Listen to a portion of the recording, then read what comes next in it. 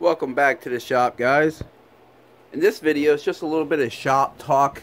If you haven't heard, the 2023 KTM 125 is now a fuel injection, as well as the Husqvarna, the TC125, and I do believe they did the TC250 and also the KTM 250sx and the 300 are now fuel injection.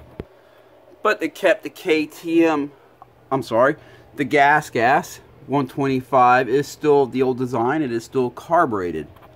And as you may know, all three of them bikes pretty much are made by the same manufacturer. It's the same motor, the TC125, 250, and the gas 125, 250, as well as the KTM 125 and 250. All three of them 250s are pretty much the same motor, as well as all three of them 125s are pretty much the same motor. But they have gone and added fuel injection to the KTM and the Husqvarna. So this is just shop talk, and this is just my opinion. I could be all wrong. I might be completely full of crap, who knows. But these are my thoughts on this whole new fuel injection on a two-stroke. And why the KTM and the Husqvarna have seemed to lose a horsepower or two compared to the gas since they went to fuel injection. But first, let's talk about the four-strokes when they first went to fuel injection and how that changed things. In the sport bike world, we really started seeing fuel injection coming into play solidly around 2001 or so. This being a 2001 Gixxer 750 was the first year of the fuel injection on this bike. But we didn't see the horsepower increasement on the first couple years of fuel injection, and the reason being is because they were basically taking a carbureted motor design, the whole cylinder heads and everything that was originally designed for carburetors, and they were just throwing on throttle bodies and fuel injectors. So the horsepower increasement really wasn't there. But you also have to keep in mind, anytime you add a fuel injection system, you're also adding a fuel pump, and fuel pump needs power to run, which the power is taken from the stator. So it's going to take a tad bit of power out of the motor to run them injectors. So when you go to a fuel injection system, you definitely want to make sure that it's making more power at the motor because of the fuel injection to offset the electronics that you had to add and the fuel pump. But we didn't really see a increase in horsepower on these sport bikes when they went to fuel injection right away until they started redesigning the cylinder heads to work around the fuel injection. The CRF 450 first received fuel injection in 2009, and the same thing, the horsepower did not go up at all, none. They went to fuel injection, but the horsepower was the same as the previous model that was carbureted. Now, it is generally understood that a fuel injector helps atomize the fuel because it shoots it in a finer mist, and there's always, that's always a good thing. On a four-stroke, the original four-stroke motors, the intake track had to run horizontal, very horizontal, because it had to have a carburetor right here with a float bowl, and the carburetors perform best when the track going through it is pretty much horizontal because of the float bowl with the needle. Yes, in the street bike world, they did toy around with a few carburetors and went at a little bit of a down angle, but them things are always kind of finicky, and that just, it really didn't go very far. But the issue with that is when you have an intake track that's going into the cylinder head like this horizontally, the charge has to make a sharp turn to go into the intake valves. Ignore this head, this thing's trashed, but it has to make a sharp turn. So let me get a light here. So if we look up the intake ports here, you can see the intake valves up in there, and how the charge has to basically make a sharp turn to go down and into the intake valves.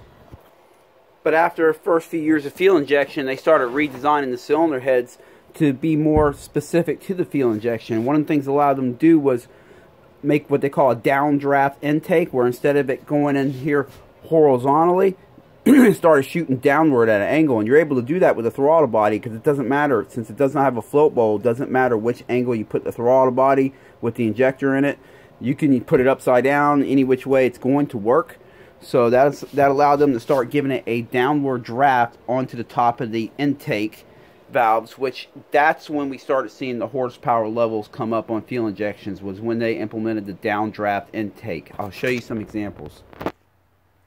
This is a 2022 CRF 450. You can see the cylinder heads right there. You can look at the at the matting surface for the valve cover here and kind of see which angle the whole cylinder is. And then if you look back here, you'll see that's the throttle body right here, and that's your intake track. You can see how it's shooting at a probably a good 45-degree angle on top of them valves versus that KX cylinder head that I just showed you a minute ago. Then of course everyone knows about the YZ450. Ever since they went to that backwards motor, they've been making a lot of power. And the advantage of going to the backwards motor was it allowed for a really good downdraft intake. There's your throttle body, there's your intake track, there's the cylinder head. So you can see it's even more than a 45-degree angle. It's starting to get pretty vertical there. And that was the key for Yamaha. That's what allowed Yamaha to really push the horsepower levels early on in 2010, I believe it was, when they first came with this backwards motor, and it's been making power ever since. Oh, my front wheel being off there. I got to change the front rim. I got a crack in my front rim. So even though it might lose a horsepower having to run a fuel pump, they're gaining power by better fuel atomization. Remember, these injectors are dropping the fuel directly on top of the valves here. So there's not a lot of space between where the injector spits out the gas and where it goes in the intake track for fuel to get stirred up and atomized. And I know it does get more atomized in the cylinder while it's being compressed. But yeah, so having an injector that can shoot a fine mist is going to be an advantage on these 4-strokes. And at the same time, it allowed for a downdraft intake. That's when we started seeing the horsepower levels come up on 4-strokes, when they implemented that downdraft intake. And so, you know, when you're talking about like the CRF 450 went from like 52 horsepower up to about 59, 60. From 2009 it was 52 horsepower, and now the current one's like what, 58, 59, 60. You know, you're talking about 6 to 8 horsepower increase. Losing 1 horsepower on a fuel pump is not a big deal, because overall they're netting a good, you know, 6 to 8 horsepower extra, so it's okay. It's worth it. I owned the CRF 450 in 2006. I only kept it for 4 months because I didn't like the carburetor on it, the bogging, heavy throttle, just real big carburetor with a heavy throttle and bogging. If you drop it on the track, it's a pain in the butt to get it started back up when it's hot. And I sold it 4 months later, went back to 2-strokes. Told myself I would not ride a 4-stroke dirt bike again until they went to fuel injection, because I saw what fuel injection did in the street bike world. And I knew that when they brought fuel injection into the dirt bike world, it was going to be a game changer. Yes, it does take a couple years for them to redesign the cylinder heads to fully take advantage of the fuel injection system, but I knew it was going to be a game changer, and it has been. I owned this 2009, and even though it had the same horsepower as the carbureted bike, it ran good. I didn't have to worry about it bogging, and I didn't have to worry about being hard to start if I dropped on the track. Then, as you know, in 2017, the horsepower jumped up significantly on the CRF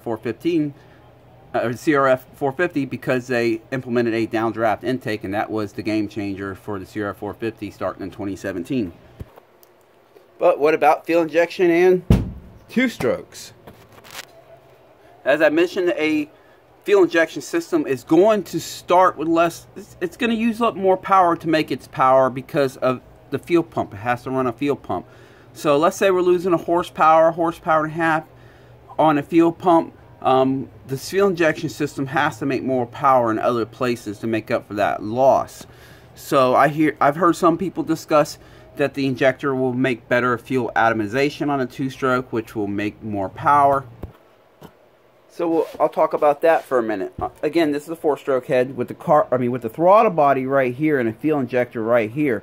The fuel is only going to travel a good 3 or 4 inches before it's on top of the intake valve and going into the cylinder. It has a very short distance to get atomized and turn the liquid into a vapor. But a 2-stroke is different. The carburetor's right here, you have your reeds right here in your intake track, and the charge first goes down to the crank area right in here. The volume, the crank is all sealed off, and it goes down in here. When the piston comes down, it compresses the charge in here, and it can't go back up to the carburetor because the reed valves are a one-way valve, so it lets air in and gas in, but it will not let it go back up. So it compresses it. When the piston gets far enough where it exposes the transfer ports, that pressure and charge shoots up into the top end. Now, we have raw gas, you know, coming out of the jets, and it needs to be atomized. It goes up in here. There's a lot going on down here because this is like a blender. The crank's spinning a million miles per hour. The rod's slinging left to right. The piston's going up and down. You got a lot going on. Two-strokes do a great job, in my opinion, of atomizing the feel by nature in the crank area. As long as they're not running overly rich, they will vaporize that feel real well before it gets shot up into the top end. And the last bit of atomization, if it's needed, will be done during the compression process. But so because of that, in my opinion, a two-stroke really doesn't advantage from having a throttle body injection. Having an injector here or having the carburetor drop the feel, I think it's going to be well atomized with either one by the time it gets up into the combustion chamber. And so maybe there's not a real horsepower increasement there. But remember, we're losing on the fuel injection bike, you're losing some horsepower running a fuel pump. So if we're not making extra power there, maybe that's why we're seeing the KTMs and the Husqvarnas down about 1.5 horsepower. Is it possible? That's what I seem to believe is the reason. Now, I do believe there is potential, just like on the 4-strokes when they first went to fuel injection, and we didn't see a horsepower increasement right away until they started redesigning the motor to work better with the fuel injection system. I believe the same is true for the 2-stroke. Right now what we're seeing is a carbureted motor that they just have retrofitted a throttle body fuel injection system on it. Much like the old 350 Chevys back in the late 80s or early 90s when they started putting they just replaced the carbureted intake manifold for a throttle body injection one and had 4 injectors on top of a throttle body. Horsepower didn't go up. We just now had a throttle body injection. It wasn't direct injection yet or a port injection or anything of the such. It was just a throttle body injection. That's what we're seeing on these 2-strokes right now. They're basically giving us carbureted motors and they're just retrofitting a throttle body injection system on it. With also they've gone to an electronic power valve, which I haven't test rode one of these yet, but I sure hope they make that power valve.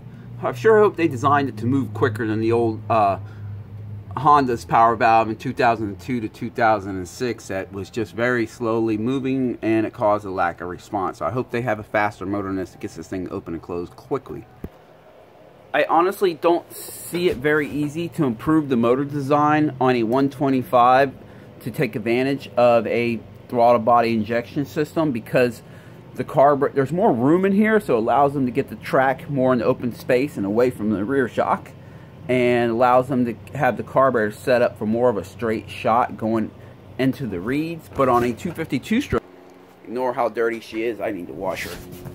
On a 250 2-stroke, the carburetor, if you look here, you'll see the carburetor is usually angled like this, and so it's shooting at the reeds at a right angle.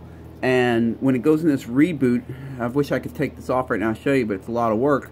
But it really makes a sharp turn up in here, and trust me, there's a flow restriction there. If they can get that to shoot straight, more straight going into the reeds, you're going to increase the flow. Horsepower levels are going to go up. Now, I do believe that that's where they can make improvements, mainly on the bigger bikes like the 250 and the 300, because this carburetor is about that long. You can shorten a throttle body up to probably about that long and get a straighter shot up in here.